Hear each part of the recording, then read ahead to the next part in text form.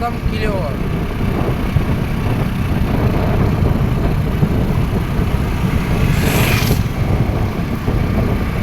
વરસાદ એટલો વરસ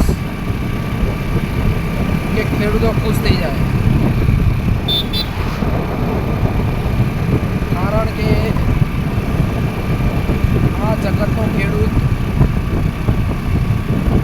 એ વરસાદની રાહ જોઈને બેઠો છે.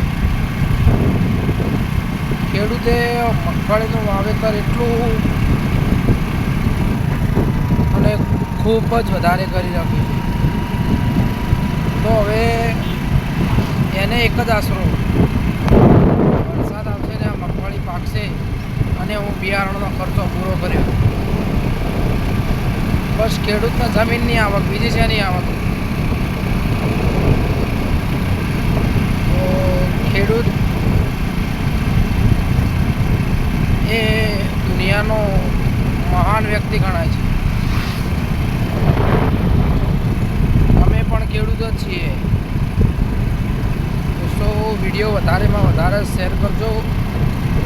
તમે પણ આમાં આવતા હોય ખેડૂતમાં, અને તમે પણ એક